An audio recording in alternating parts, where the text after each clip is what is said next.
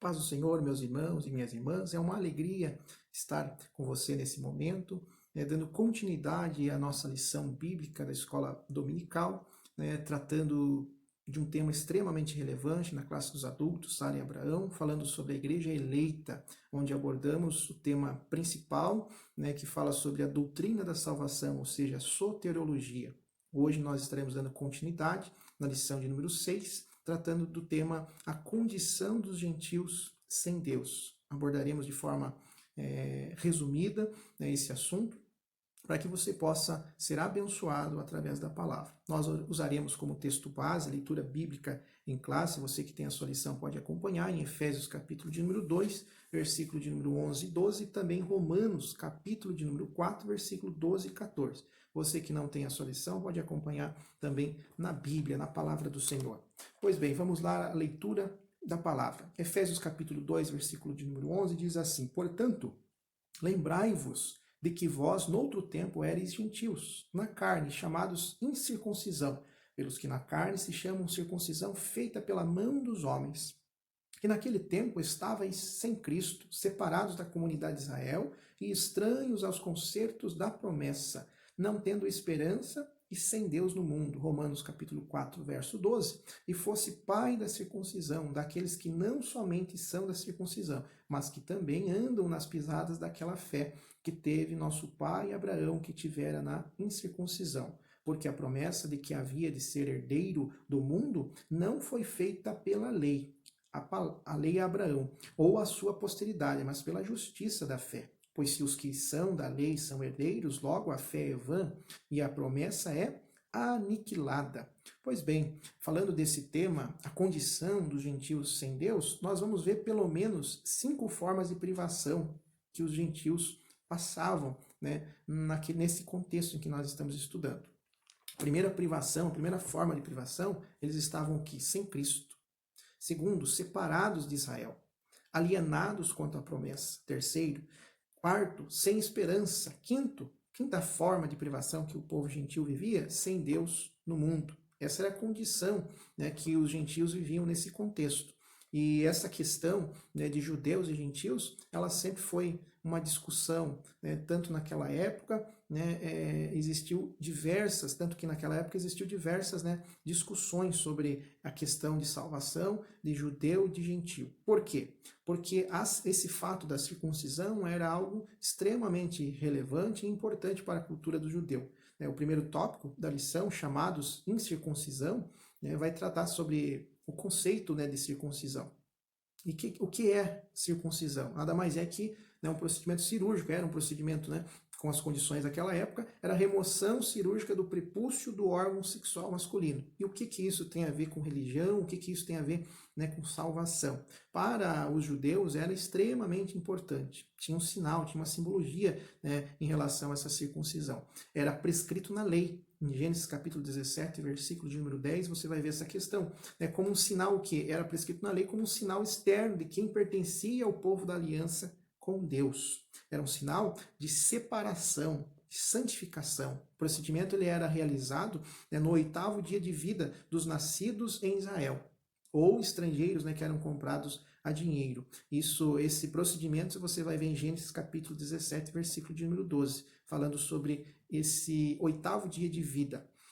Quem não era circuncidado era tido como incircunciso e excluído da lei. Gênesis 17, 14. A circuncisão ela vai se tornar um sinal que vai distinguir os judeus dos demais povos gentílicos. É isso que diferenciava, era uma forma de diferenciar o povo, separados, os escolhidos, os separados por Deus, os judeus. Seu significado religioso apontava para quê? Para a santificação. Como a corrupção e as práticas idólatras estavam fortemente ali relacionadas no contexto gentílico com a sexualidade depravada, essa circuncisão simbolizava o que? A aliança de purificação requerida ao povo escolhido. Aos olhos dos judeus, para os gentios serem salvos, eles precisavam ser circuncidados. Tinha esse conceito religioso, essa importância, essa questão cultural também dos judeus. Portanto, para os judeus, os gentios não tinham direito à salvação. E Paulo vai explicar essa questão ao longo, né, do texto bíblico em relação ao que deveria ser na nova aliança essa circuncisão. Era algo tão sério que os judeus recusavam-se até mesmo a comer com incircuncisos. E essa questão você vai ver acontecendo em Atos, capítulo de número 11, versículo de número 2 e 3, quando Pedro sobe a Jerusalém, né, e os que eram do partido dos circuncisos o criticavam dizendo o quê? Quando ele entra na casa de homens incircuncisos e come com eles. Então, ele foi criticado por ter essa atitude, né, de sentar, se reunir com incircuncisos para comer. Tão séria era a questão. O apóstolo Paulo já vai abordar essa questão sobre a circuncisão no coração. Não somente algo externo, não somente um símbolo externo, mas Paulo estava querendo ensinar àqueles gentios que era necessário, e aos judeus também, que era necessário, não somente algo externo, estereótipo, mas sim dentro do coração. E nós vamos ver no terceiro item do primeiro tópico, justamente essa questão, a circuncisão do coração. O apóstolo reconhece que os gentios não faziam parte da promessa, não faziam parte da circuncisão. Mas com uma ressalva, ele vai dizer o que? O sinal dos judeus era apenas físico e realizado por mãos humanas. O que Paulo vai dizer, a boa nova que Paulo vai trazer, é a de que a verdadeira circuncisão não se tratava apenas de uma operação externa, na carne realizada pelos homens, mas o que foi feita no interior, Romanos 2 e 29. O que é do coração, cujo louvor não provém dos homens, mas de Deus. Assim, em Cristo, o sinal de quem pertencem a Deus não é mais a circuncisão ou a incircuncisão, e sim ser uma nova criatura. Gálatas capítulo 6, versículo de número 15. Né? Você que aceitou a Jesus Cristo, você é uma nova criatura, e é necessário que as práticas que vão nos separar, as características que nós vamos separar desse mundo não são somente estereóticas, mas sim, né, elas precisam estar dentro e fora também, externamente sim, mas não é o caso dos judeus aqui. O que distinguia ele dos gentios era o fato de ser circuncidados e os gentios, né, incircuncisos. Para eles, os gentios não tinham, né, direito à salvação.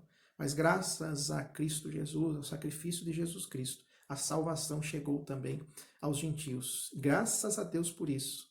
Nós recebemos a salvação, né? Recebemos Cristo Jesus através do seu sacrifício na cruz do Calvário. A salvação, ela abrange não só mais judeus, mas também gentios. Todos aqueles que aceitam a Jesus Cristo, reconhecem o sacrifício de Jesus Cristo, têm direito à salvação. Glória a Deus por isso. A circuncisão na nova aliança, nós vamos ver que o tema era tão sério que gerou uma série de discussões entre judeus, né, e gentílicos. Até tão séria era a questão que foi necessária a convocação do primeiro concílio da Igreja de Jerusalém. Eu não vou ter tempo de abordar essa questão, mas gostaria que você pesquisasse um pouco sobre o primeiro concílio da Igreja de Jerusalém, onde trataram sobre esta questão. Onde foi deliberado, os assuntos que foram deliberados ali foram sobre a orientação do Espírito Santo. O segundo tópico da lição, estranhos ao concerto da promessa. Uma vida sem Cristo. Os judeus viviam uma vida sem Cristo. Ao descrever a história passada dos gentios, o apóstolo Paulo está trazendo a memória do que naquele tempo, isto é, antes da regeneração, eles viviam imersos no paganismo e, portanto, sem Cristo. E isso indica que a religiosidade dos gentios era incapaz de inseri-los na promessa messiânica de salvação. No tópico 3, nós vamos explicar um pouco mais sobre essa religiosidade dos gentios. Em João, capítulo de número 4, versículo 22, vocês samaritanos adoram o que não conhecem. Nós adoramos o que conhecemos, pois a salvação vem dos judeus. Também significa que eles desconheciam a Cristo, os gentios, como também eram indiferentes à promessa acerca dele e de sua obra. Eram separados da comunidade de Israel. Tinha esse fator, mais esse fator. Não pertenciam à comunidade de Israel por serem incircuncisos. Eles estavam excluídos não só dos símbolos externos, mas também não faziam parte do povo escolhido. Consequentemente, não podiam usufruir dos privilégios da aliança de Abraão. A constatação aqui que nós vamos ver é que cruel era de que Deus não havia se revelado aos gentios. pois a chamada divina fora feita somente a Abraão e a sua descendência.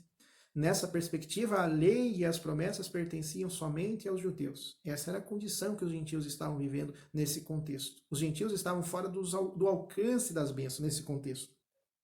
Das bênçãos prometidas a quem? Abraão, a Isaac e Jacó. Entretanto, o que Paulo estava enfatizando é que os gentios precisavam saber que por meio de Cristo eles também se tornariam descendência de Abraão, e glória a Deus por isso, né? Glória a Deus que por meio de Cristo nós também nos tornamos descendência de Abraão, Gálatas 3:29. E se vocês são de Cristo, são descendência de Abraão e herdeiros segundo a promessa. Alienados dos pactos, uma vez separados da comunidade de Israel, os gentios desconheciam totalmente os vários pactos que Deus estabelecera com os patriarcas israelitas. E uma vez alienados desses pactos, separados, esses pactos eram reiterações da promessa messiânica, e eles não faziam parte, né, desses pactos. Os gentios não tinham noção desses pactos e, por conseguinte, estavam alienados de qualquer promessa ou esperança messiânica. E quais são esses pactos? Rapidamente, o pacto abraânico, né, em Gênesis 12, 1, 3, o pacto mosaico, Deuteronômio capítulo 28, e o pacto davídico, em 2 Samuel capítulo de número 7, versículo de número 3. Esses eram os pactos que os gentios estavam alienados, eles não tinham conhecimento e não faziam parte desses pactos. Agora, uma vez regenerado, olha que maravilha, glória a Deus por isso. Agora, uma vez regenerados em Cristo, é revelada a grandeza do amor divino. Eles estavam alienados, eles estavam separados, né, das promessas, não tinham direito, mas por meio de Cristo Jesus, eles passaram a fazer parte desta promessa, a receber. De alienados da promessa por meio do sangue de Jesus, os gentios tornaram-se herdeiros da maravilhosa promessa. E se vocês são de Cristo, são descendência de Abraão e herdeiros segundo a promessa. Finalizando o tópico de número 3, sem esperança e sem Deus. Eles não tinham esperança porque a palavra esperança, né, traz a ideia de que? Do confiança e nas escrituras, e seu principal uso está ligado ao quê? A confiança nas promessas divinas. Eles estavam separados, eles estavam alienados aos pactos que Deus havia feito com o povo de Israel. Então, onde eles iam depositar esperança? Os gentios eram desprovidos dessa esperança por causa da parte do quê? Da filosofia grega, que descartava a possibilidade de uma vida além do túmulo. Quando em Atos capítulo número 17, versículo 32, eles ouviram sobre ressurreição dos mortos, eles zombaram, porque a fé deles não estava firmada nisso. Para eles não existia vida, né, após a morte. Não existia uma vida além do túmulo. Falar sobre ressurreição, né, a ressurreição dos mortos, isso era para eles algo novo, algo que estava fora do contexto de fé que eles estavam vivendo. Embora Deus tivesse decretado incluir os gentios no plano de salvação, eles mesmos ignoravam, porque viviam o quê? Viviam um paganismo, viviam a fé deles naquele momento, baseada na filosofia grega.